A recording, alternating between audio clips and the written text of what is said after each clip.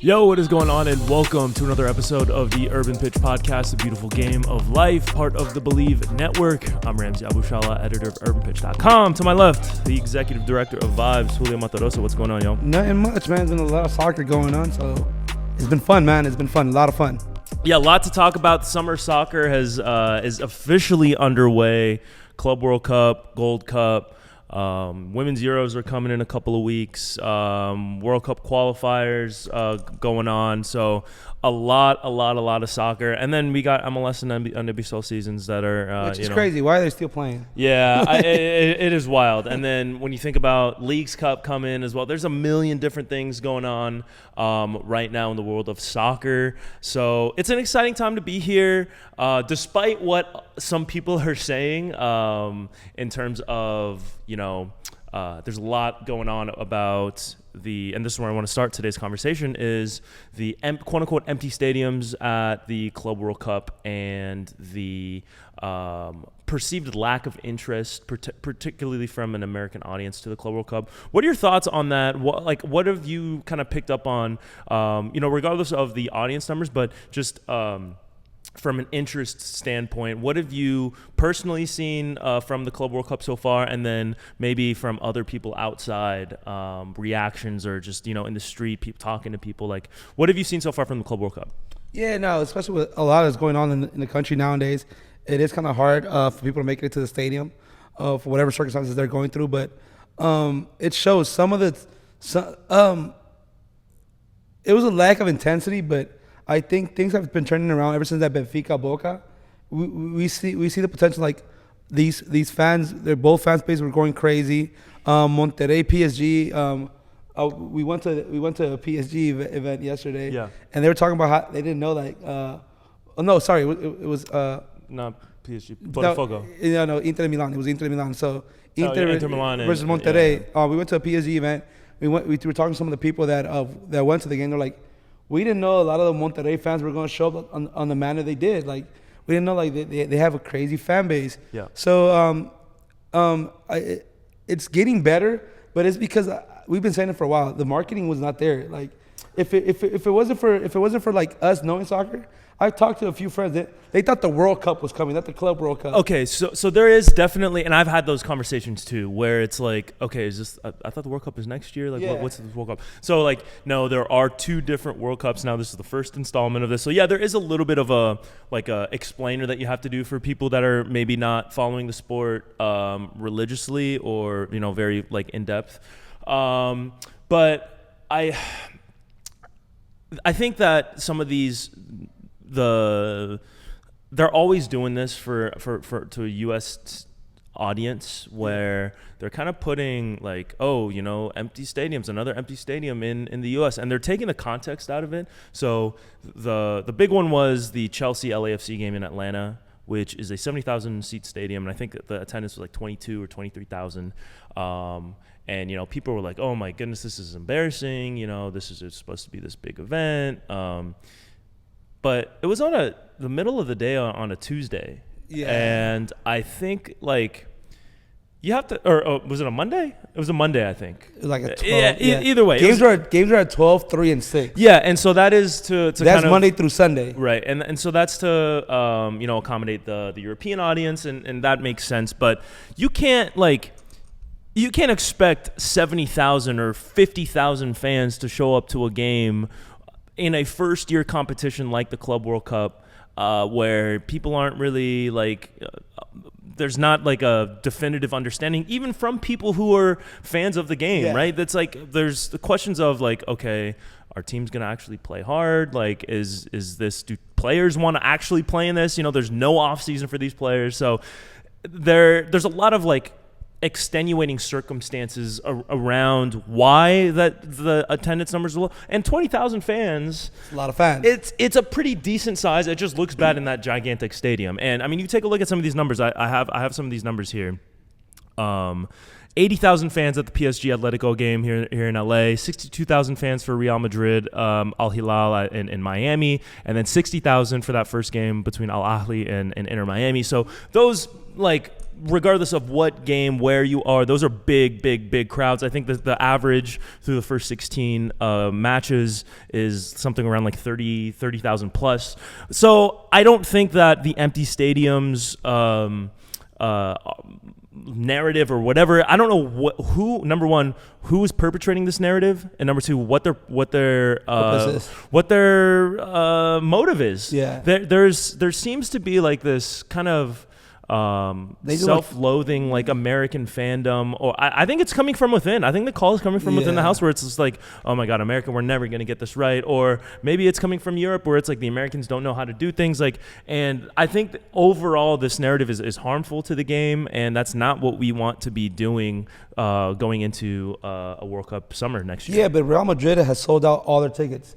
I think it's the only team that has sold out all 3 games within minutes. So that's crazy, but you see that River game, you see the Boca games, even the Dortmund game. Like their strong fan base comes. Yeah. This tournament's for, especially for the American soccer fans. You know, the ones that just became soccer fans in America. It has to go like that movie Denzel Washington was in when he was a lawyer. He's like, explain it to me like if I was 6 years old. Explain it to me like if I was 6 years old. Yeah. Because we got to explain why this Club World Cup is so important. It's the first year, it's been 32, but it's been going on for a while. It's usually the best teams, but now they're open into a bigger stage. There's always that barbershop talk. What team is better? What league is better? Yeah. What league is top 5? And this is showing. I'm really surprised with Al Ahly.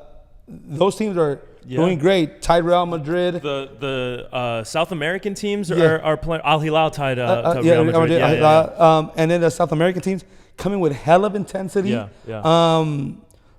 Big upset just happened. Porto just lost. Porto lost to Inter Miami. Yeah, that's Miami. A big one. That's a Messi's 2-1. So showing that MLS teams can keep up with these European teams.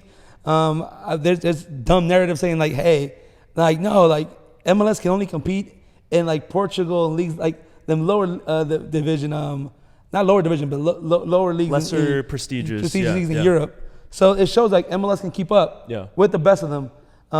So it gives you more narratives about soccer. Like, Cristiano Ronaldo was saying that his league is good. He has a point. They tied against Real Madrid. Yeah. Inter against Monterrey. Yeah, that was a crazy game. Ramos' stock just went up. Yeah. Scoring headers. So it's a lot of soccer points, and it's soccer overload, but I'm loving every single second of it. Yeah. So I like the premise of this. I just wish that there would be some kind of scheduling, like better scheduling. Like they would accommodate for the schedule to be, okay, we're having the Club World Cup this year, so maybe we push back the start of the regular season a couple of weeks to give these players some time off, because like a team like Inter Milan or PSG, like Champions League final was not even a month ago. Yeah. You know, like that's wild to come off of that, and you're looking at a 70, 75, 80 game season, and you turn things around and it's like, okay, like this is what I want to work on in the off season, or this is what, I want to spend time with my family. And like, nope, like we're going to the United States and you're going to play in Pasadena in the middle of the day, 80 degrees, that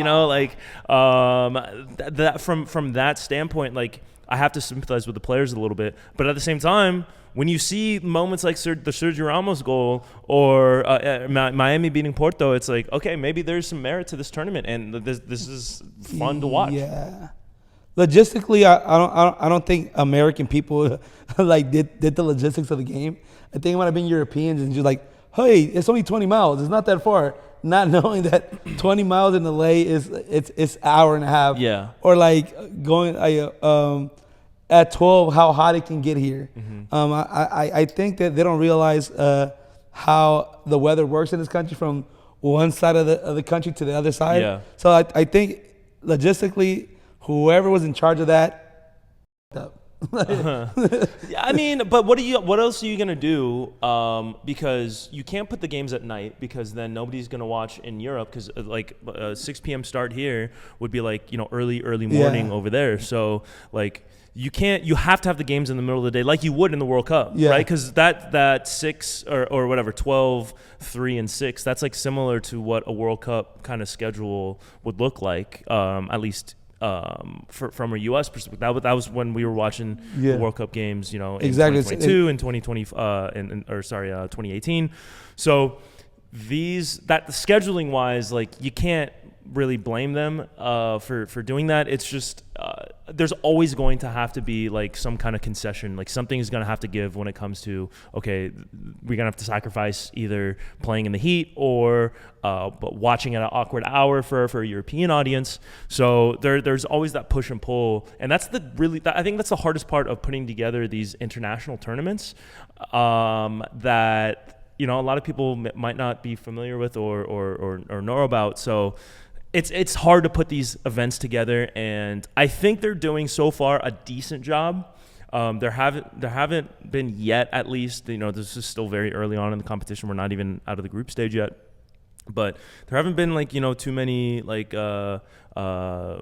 mishaps or quagmires that we kind of saw at the Copa America last summer. So maybe we'll wait until the knockout stage or the knockout rounds for that, but I don't know, man. Like I think that there is merit to this, and I want to see this more. But from like what you were saying, from like an American fan standpoint, I think the marketing for this tournament was there. It was evident. If you were watching the NBA Finals, they were doing, or the NBA playoffs, they were doing a lot of promo for this because TNT is one of the streaming partners for it. So they were, I mean, like I saw Chris Richards at one of the game at a game. They were Vinicius was at a exactly. Yeah. So they were doing a lot of promo, but I think maybe like an educational, like you said, like just kind of breaking down. Okay, what is the Club World Cup? Why does it matter? What the format is. They're doing this every 4 years now instead of every single year. It is different from the International World Cup. So just kind of breaking that down. So because I have a lot of friends who are, and I'm like the soccer guy, like in that friend group, and they're all asking me like, dude, why is Inter Milan playing at the Rose Bowl? Like, what's going on? Like, what is all this that I'm seeing? So like, that is interesting. But at the same time, I think we're missing an opportunity to kind of get new fans in. Like educate us a little more. Yeah, because I mean, American fans are very simple. We like sports it's a huge market that a lot of European teams are trying to capitalize on, and they have been trying to capitalize, and they've been doing these kind of summer tours here, and a lot of the Premier League teams have done a pretty good job at it because it's English to English speaking. Like, we can watch a Premier League game on a Saturday morning. And we can, have fun with the fans. Like, we understand what they're chanting and all this and that. So the language barrier, there isn't as much of a language barrier. But for some like the La Liga teams or Serie A teams or Bundesliga or Liga 1, like I think there's missed opportunities in marketing themselves to a U.S. audience. And like PSG is doing a pretty good job with the PSG house here in LA that we went to last night. But there needs to be more of that. And I want to see more. I wanted to see more activations. And I just cannot, like, we were going over the schedule yesterday. I cannot believe that LA, California, is only having 3 games. Yeah, so it's a very East Coast biased scheduling. And I mean, the only West Coast venues are LA and Seattle, I'm pretty sure. Yeah, I think those are the only 2 on the West Coast. Everything else is on the East Coast. I think there might be Kansas City, might be a venue, but no Texas. No Bay Area, like and so it's a very, very East Coast centric tournament, and I think they did that because of the time zones. It's easier to schedule games on the East Coast to kind of link up with the European time zone, but I think the World Cup is a little bit more balanced. We have a couple of more venues here on the West Coast, even if you count Texas as the West region. But yeah, I mean, it seems like though they're trying to reel in a fish without casting the hook. Yeah, and they need to get the hook to a lot of fans, because soccer is by all means a very popular sport in the country. It's fragmented, so it's not like the NBA or the NFL where there's a wide blanket of NFL fans across the country. There are pockets of dedicated, very diehard soccer fans, but they're all in their own bubbles where they're Liverpool fans or Arsenal fans or River Plate fans or MLS fans. They're very fragmented, and I think that there's a opportunity missed to kind of unite that. And it's difficult. It's easier said than done.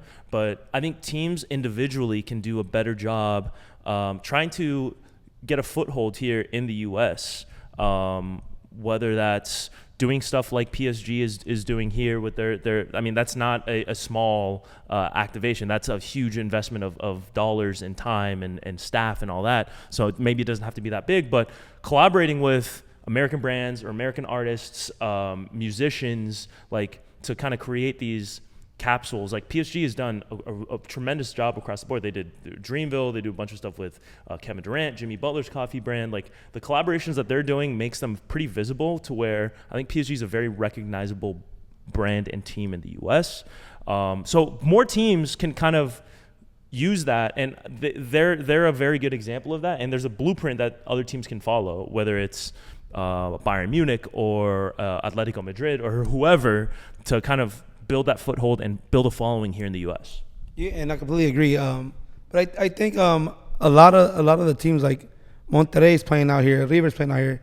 I would like to see them have their own activations, just like the American fan can know a little bit about their history, and just know about the teams that are out there in the world. We're wearing all these jerseys thinking it's cool, but now we get a chance to learn about these teams, about wearing jerseys is hype, but now you know a little about the team. So I wish they would have had a little bit more. I think it was a little rushed because nobody really knew. All the teams were not even qualified to America LAFC figured it out. Right. So first year they're figuring it out. Hopefully the next World Cup it's much better, and it's just logistically better for everybody. Yeah, and so this is the first edition of the revamped Club World Cup, and so they need to build a momentum so that, because there's like $1 billion in prize money, so that's like the big incentive for the teams. But if this kind of falls flat and this doesn't execute, this doesn't hit, 4 years from now, that prize money is not going to be like even with inflation, it's not going to be that high. Yeah, but I don't. It's just such a weird time. The Club World Cup was going on in this country, plus all the Gold Cup going on. So there's like a lot of soccer, a lot of BS happening in the country. Yeah. Plus, it's hot. Yeah. So it's 4 years from now, it could be in Brazil, or it could be in Japan or South Korea or wherever. There's going to be that too. There's going to be BS going on in any country that they go to, regardless. There's going to be other soccer going on in the summer.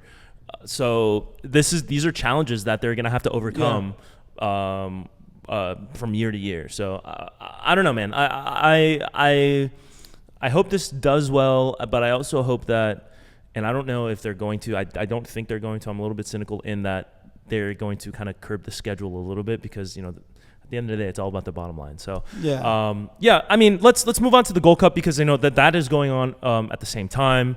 U.S. men's national team is currently playing right now against Saudi Arabia. They took their first game 5-0 against Trinidad and Tobago.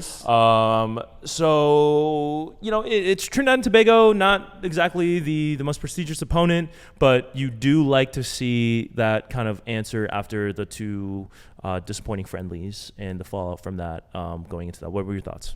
Yeah, surprised with the Jamaica Costa Rica score. Let's stay with the U.S. for now, and then we can get into some of the other. U.S. Fool's gold. Okay. Yeah. Okay. It's a game we should win by a lot. Yeah. But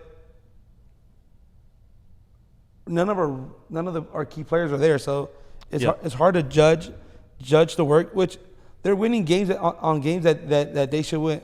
They should be winning by a lot. So. I still don't know how to rate the U.S. Like this gives the American fan hype, hope, but is it worth it? Is it worth the hype from a tournament without our best players playing? Yeah, that, and then like the talent, the level we were playing against is not. Sorry, CONCACAF region. I don't think nobody from this region is going to make it out of the fourth game. So like if they qualify to the World Cup. Yeah.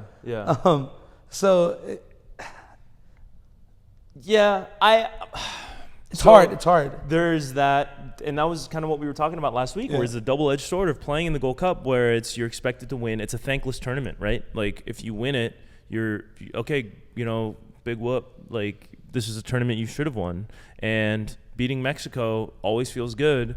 But you do it so many times, like it loses its luster. And sometimes losing to a Panama or losing to like having these kind of bad streaks, you need that to kind of wake yourselves up from that lull of winning all the time, which we did the last few Gold Cups, not the last Gold Cup, but the going back before that and the Nations League.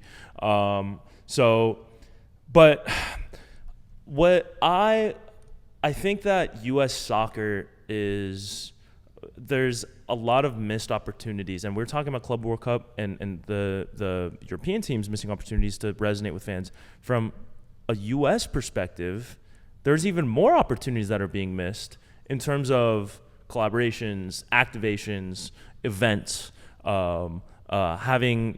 connecting with people in the sport that can make other people care about it. You know what I mean? Like fans, like we're not maximizing we're a year out for the World Cup, right? We're a year out from the World Cup.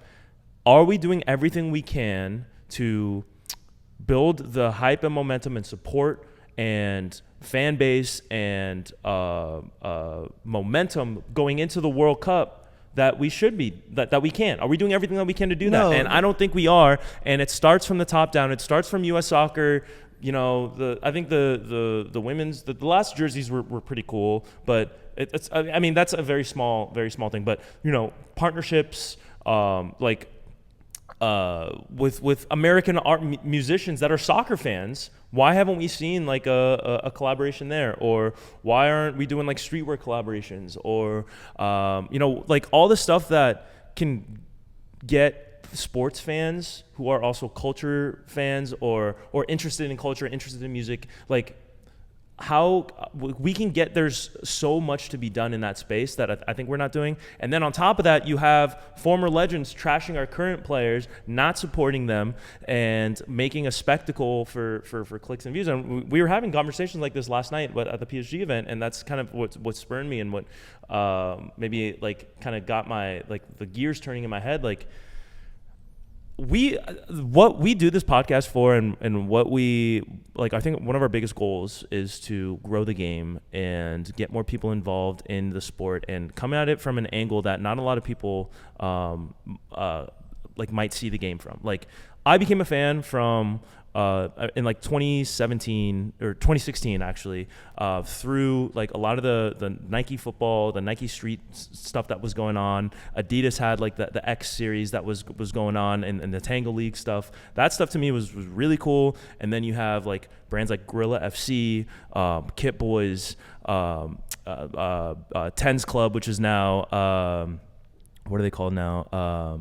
Scenes NYC. Like those brands really like interested me from a fashion, art, music, whatever standpoint, and brought me into the game. But I was like searching for those on my own. Like we need to be putting that on a bigger platform to where that is searching out other people. Like that is getting broadcasted out to sports fans, and sports fans don't have to go out and search for that. You know what I mean? Yeah. So finding brands like those and connecting with them and putting them, elevating their platforms, I think is a huge missed opportunity that we should be trying to capitalize on, because there's a lot of cool stuff going on. Like Kit Boys, like Sekou he was highlighted by Adidas. You know what I mean? Like they're doing huge stuff there, and I don't know, man. Like I think there's a lot of opportunities. And that's something like I enjoy about Adidas, because Adidas with Mexico activations out here, they're really big. From like 2 years ago when they had 2-3 years ago when they collaborated with Streetwear Paisa Boys, Amor Prohibido, and they gave him the Mexican jersey, and they were like, hey, go off, off, and make it streetwear, make it art, symbolize the people. It was different jerseys, not only the Mexican jerseys. There were different other Colombia jersey, Colombian, like here he put some of the LA roots plus streetwear, put it all in one jersey and make it nice. You'll see the Mexican jersey with lowrider, different things. Like U.S. Soccer is not hitting on that at all. Yeah. I have not seen an activation from U.S. Soccer that is coming into that connects to the fans. Yeah, it connects to the fans, especially like fans that are not normal fans. They talk about bringing soccer to the inner city more often. Yeah. How soccer's pay to play is only done in the prestige neighborhoods. U.S. Soccer has a chance to change that, and they're not making any strides in changing that. Yeah, and I mean, 1 year out from the World Cup is too late.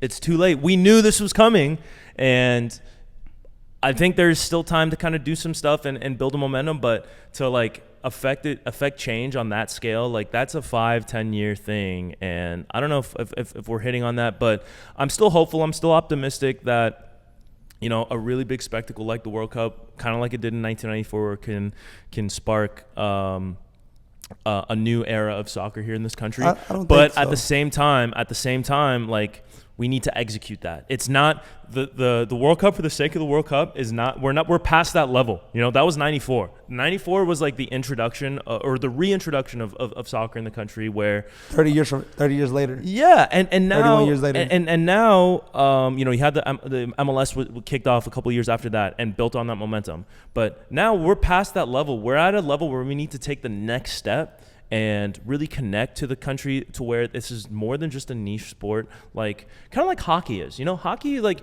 they're thriving, they're doing okay. Like the Stanley Cup is a big deal every single year, but if you're not a hockey fan, you don't really get it, you know? And I think right now soccer is pretty comparable to that, where it's like, I'm not a hockey fan, I can tell you 5 things about hockey. I know a couple of players, you know, I don't know any players. But like I'm you know, the jackets are cool, like, you know, or the sweaters, I don't even know what they call them, but I'm not really knowledgeable in that space, and I feel like there's a rabbit hole that I could go into that I could see myself becoming a hockey fan if I made the effort to go into that rabbit hole. My thing is, we shouldn't have to make that effort. I think that effort has to be put onto us to where there are more than one avenue to which I can get into the sport. Whether it's hockey, whether it's lacrosse, whether it's rugby, whether it's soccer, whether it's, you know, all these kind of like newer sports, or hockey isn't really in that newer sport, but that are trying to, you know, take a foothold here in the country. So I don't know. Like there's just so much potential. Yeah, but it's not going to change. That's not being actualized, both on the and this stretches from the roster to the growth of the team off the field. Yeah. So like on and off the pitch, we have a lot of potential that we're not living up to. That's symbolic, metaphorical, whatever you want to call it, but in the worst way possible. But I feel like U.S. Soccer, whoever's running U.S. Soccer, they don't get it, because you hear different people in the space like, hey, we try to reach out to U.S. Soccer, and they say no. Like they I think they're still stuck in the 94 stage of U.S. Soccer, and I know how much it's grown. Yeah. They want to control. I mean, and I understand that. Yeah. They keep things very close to the chest. They want to have a big control on, you know, their image, what goes on, and there's a lot of money involved. So from that standpoint, like, I understand it, but at the same time, like, we need to break out of this lull. Like, we have become complacent. We have become, you know, just okay with the status quo. And right now, like, if we want to be like a mid-tier football nation for the rest of for all of eternity, keep it as it is. Fine. You know, we'll be okay forever. But that's not how America or American sports fans like take things. Like, we like, if it's just okay, you know, forget it. Like, I don't care. I want the best product possible, and until we want to break through this kind of ceiling that we've put for ourselves, then it's never going to happen. Definitely. If we want to be content just being the leaders of CONCACAF, which Canada's made big strides, Mexico, they they hired people to change the way Mexican soccer is growing because they were tired of all their players staying in Mexico. So they wanted to export more players so they can grow their level. So if we don't get with the times, Canada and Mexico is going to leave us behind. Yeah, and I think that's well said. And I mean, you look at MLS. MLS does a really good job on a local level of engaging fans. Like, I think what you see at LAFC, what you see at even Galaxy putting some of the fields with Galaxy, with the Portland Timbers, with a lot of these teams that have like dedicated diehard fan bases that are selling out their stadiums on a regular basis. They're doing a really good job connecting with those local communities, but we're talking like 20,000 I mean, with the exception of Atlanta and Seattle, who have bigger stadiums, and they at times will get sold out fans and all that stuff. But for the most part, when we're talking MLS stadiums, we're talking like 20 to 25,000 fans. And that's okay. That's pretty good. It's still good enough to be among the most attended leagues in the world, like in the top 10. But if we want to get into that 30,000, 40,000, like Dodger Stadium, I think is like 45,000 capacity, maybe even 50,000 capacity. Sold out every time. Sells out all the time. All these NFL stadiums, 60, 70, 80,000, sells out all the time. I think the all-time soccer crowds, if you look at like historically, the U.S. is up there. A lot of those top ones, like the Michigan Stadium, they had Real Madrid game there, like 100,000+ fans. Ohio State. A lot of these college football stadiums that have gigantic capacities were had fans or European games there. The appetite is there. The audience is there. We just need to capitalize on that. And how we do that, how we go about it, whether it's making MLS a higher quality league, raising the salary caps, adding promotion, relegation, whatever it is, there's a lot to be done in that sense. Otherwise, it's just going to be, it's all right. Like, I'm going to MLS game is fun. It's fun. Like, I support MLS. There's a lot of flaws with MLS, but I can still support it. The national team, we get a couple of good guys. We have a couple of starters on European teams, but when it comes to the World Cup, we're out of the group stage. Maybe we get knocked out in the round of 16. Like, maybe that's it. So, do we want to kind of have this hard cap ceiling? This is a big turning point for us. It is, and if we don't get it now, for a year from now, let's not lie to ourselves. We're still not going to get it. Yeah. Big implications here in the next 52 weeks. Yeah, no, definitely. But just going back to the Club World Cup, it's showing like some of these stadiums are not filled up just because we don't know these teams. Yeah. And explain to us why Real Madrid, the Lakers of the tournament, they have a big pocketbook. They try to get all the best players. You can be saying PSG, it could be a Pacers, OKC, a team that has never won nothing, and all of a